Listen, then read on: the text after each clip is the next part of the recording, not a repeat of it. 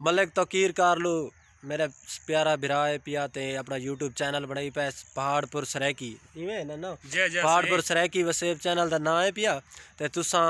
प्यारे अपने प्यार दिखाया करो यार चैनल ते कोई सब्सक्राइब कर दिता करो नाल कोई पैना डाल या गोलियां शोलियां ते मेरे बिरा दे नाम ते एक शेर है पिया चलो तो कोई सुना देवा अदे तेरी मूंज दा मां रमजान लगे मेरी सोच तकाफ च बह गई है हंज थई मसरूफ तराबिया विच अख सजदे दे विच ढह गई है जड़ी रूह को मलिक रोजे आन वा ईद नमाज तो रह गई है। क्या खूब आसिफ मेहरबानी से ऐसे सारे प्यारे दोस्त आसिफ लाला इस्लामाबाद के मशहूर टिकटाकर सही ने दी मेहरबानी सही साकू जेड़ा है ना स्पेशल टाइम दिते ने सही नवाजिश यार ताबेदार इंदे मुतबादल सही दा एक डोड़ा सही हुआ के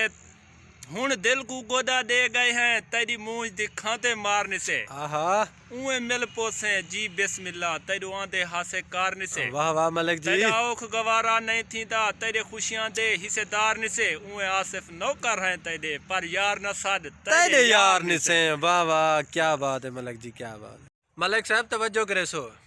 अदे दोस्ती डोर पतंग दी नहीं जना दिल कीता उदा तरोड़ दिती जना रू रजिया मुख मोड़ लिया जना गरज बनी वत जोड़ दी ओदे नाना काका इतना मंगदी है सिर अजमैशां दे तारीख मिसाल करोड़ दी कोई सजना पीछे मरी गया ते किसे भीड़ दे विच बाह छोड़ दी सुना से भाई इंदे मुतबादल डोड़ा सुन से सही जी जी सही ओ आखे आज हर कोई यारे मतलब दा बिन मतलब पगले वड़ वेंदन आहा पहले अनपढ़ आदमी जहल होंदन जग नाल सबक लिख पढ़ वेंदन क्या बात जेले मतलब पूरा नथी वे इंतजार ते आखो चढ़ वेंदन जॾहिं सैफल गर्ज़ मिटा खड़दन पीछे मुंह ते भौंकण